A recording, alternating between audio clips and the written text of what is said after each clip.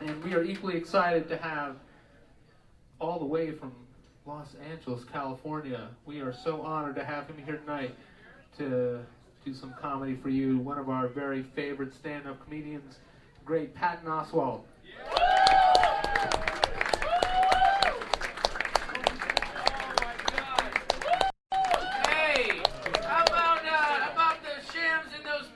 Come on! Those fucking pubes! Goddamn pubes! That should be your first album, guys. Those fucking pubes. And it's just a kid looking down, looking confused. Like, oh, man.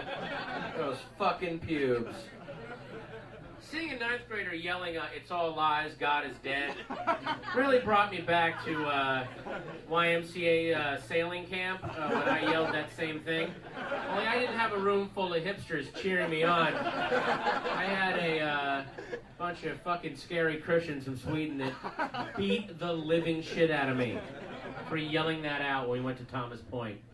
Pathetic. So, the Yola Tango guys asked me to get back together for this gig, and I said, yeah, you know, it's time to bury the hatchet, and it was all ego feuding. That's what it was. You know, I didn't want it to, it was just a lot of shit, and I was partially to blame, and we had a long talk, and now, thank you all for coming out. I'm sorry about the 11 years of silence. We were so fucking pissed at each other. You have no goddamn idea.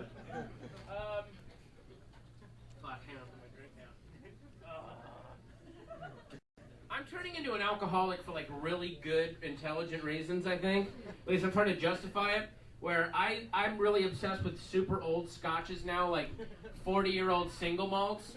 Whereas a lot of people, they drink for like really standard alcoholic reasons, like, I don't want to think about stuff, fuck you, Dad. But I drink for this weird, esoteric, literary reason, because I have to work in Los Angeles and have to pitch stuff to people that are in their 20s, and you go, hey, what's your favorite movie? And they go, favorite fucking Something's Gotta Give. It was awesome. And you're like, wow. So, you know, because they started seeing movies 2 years ago. So it's just good that when you're pitching your idea and they're just pissing all over it, you can go home and drink something that was put in a cask before their dad ever fucked their mom. It's like, that's my weak, spineless way of fucking them cosmically.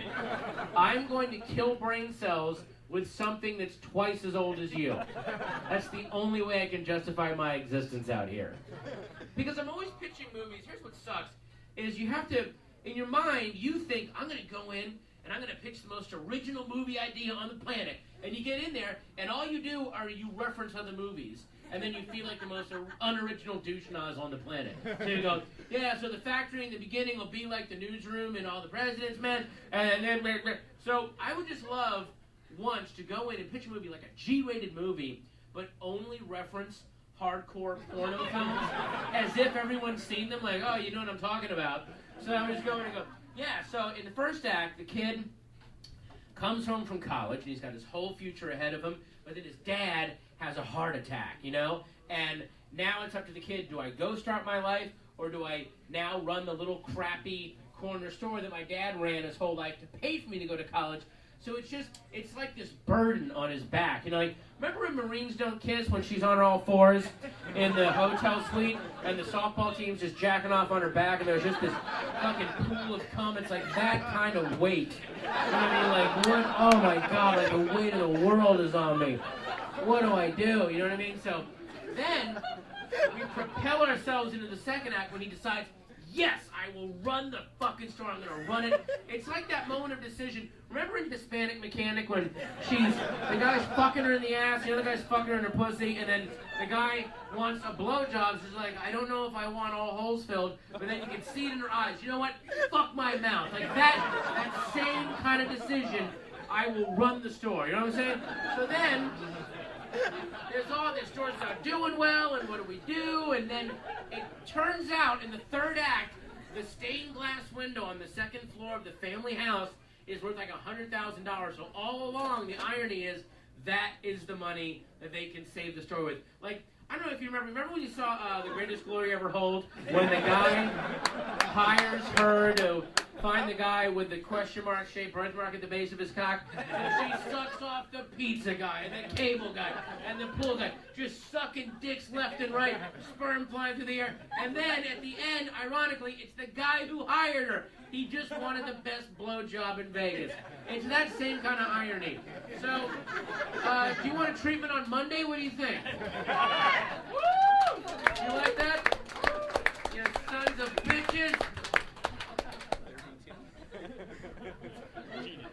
I was really torn watching Donald Rumsfeld talking to the troops when they just dry gulched him. Did you see that? He thought he would just go out and go, things are great, and there's stars and stripes, and Alan Jackson, and 9/11, and strength in God, and blah. And then all the soldiers are like, hey, we're getting our fucking asses shut off, douchebag. And he's like, ah, 9/11, America, strong, is where. You know, he was so flustered. So half of me, being how I am, was like, you old fucking cocksucker, good for you. These guys, literally, at one point, some guy was going, hey, we're digging through garbage dumps, trying to find enough armor so we don't get killed. And he goes, whoa, it's early in the morning and I'm an old man. And part of me wanted to go, fuck you, man, we've been getting shot for 6 months. What, you're old and it's early? Where? In your air-conditioned office, fuck you. But the other half of me actually took his side because, as a comedian, he's just at a bad one-nighter. Like, thought he had, like, A material, like, I had to go out there and get fucking killed, and he goes out there and like, you fat fucking faggot! Dating's weird. Hey! Anyone ever see this? Get the fuck off the stage!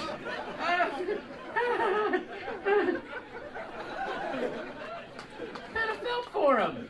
A bad one-nighter. Got to give away a t-shirt and do a joke off at the end. And just bring idiots up. Hey, these two niggers. All right, give me the fucking mic. All right, next. Who's the next contestant? I'm sick of this. This is bullshit.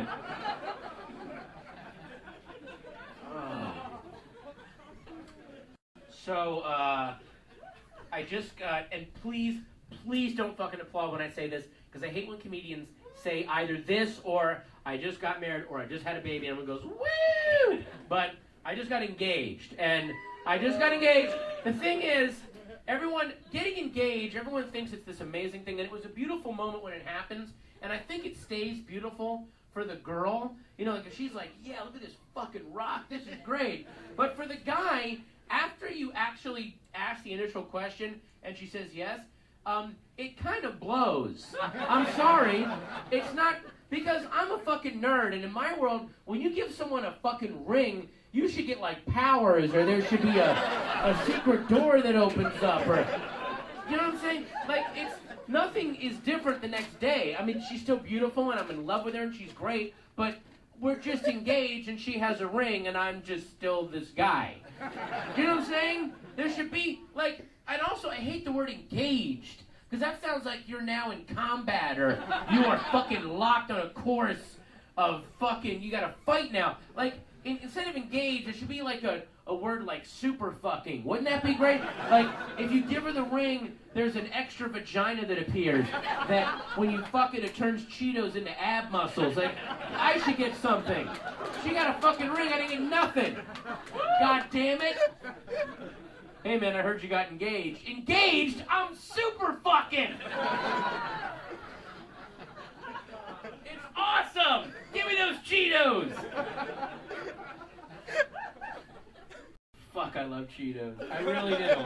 That's such a lame thing to be passionate about, but I fucking love Cheetos. Cheetos are the perfect snack food. Because you know why? Because it's the alpha snack food. It's the snack food that forces you to change your life in order to eat it. There's other snack foods like cookies and ice cream. They're all very tasty, but you can still eat them and talk to people and have a life. But as you eat Cheetos, the more you eat them, the less able you are to talk and deal with other people, because it turns you into a smelly bridge troll just to eat them. As you eat them, like, your breath turns into a stinking cloud, and you get that weird greasy orange powder on your fingertips. and then you just start sweating this weird oil. It's fucking awesome. Cheetos, if you're at a party and there's some hot chick you want to hook up with and a big bowl of Cheetos, you've got a decision to make. Because you ain't gonna do both. You're not gonna fucking go, bah, bah, bah. Hey, do you like the magnetic field? Stinking cloud. That's not gonna happen. You get one or the other. There's no pussy in Cheetos. Newton and Einstein died trying to solve that combination. The Cheetos pussy combination. Couldn't be done. And I've been to people's houses where they'll have like half a bag of Cheetos with one of those bag clips on it, like sealing it. That has never fucking happened in my house. If I open a bag of Cheetos, it is dead. It is not going to see the sun go down. I will finish it. And I'll finish a bag of Cheetos relative to the size of the bag. Like if I buy some little snack machine bag of Cheetos, I'll eat it. But then if I have some giant Costco Lutheran picnic size bag of Cheetos that I could crawl inside, I'll finish that fucking thing too. I just adjust immediately. And sometimes I'll eat half the bag and close it and then go like wash my hands and brush my teeth and then come back. Psych, I ain't going anywhere. And they try to bring out that healthy Cheetos, like the Smart Puffs and the Pirate's Booty. And that's like fucking, that is like Diet Pepsi to a heroin addict. It ain't gonna happen. Cheetos, because nothing matches the throbbing MSG headache and the feeling of personal loathing and failure you get when you have finished yet another bag of Cheetos at 2 o'clock in the goddamn morning, rewatching The Princess Bride for the 17th time. There's nothing like that. And also, as you reach down in the bag, and then the shit gets on your arm from the side of the bag, so when you finish, you're eating those last little satellites, and then you pull your like orange claw of failure out of the bag. Like, what have I done? Fuck yeah. Fucking Cheetos. Oh.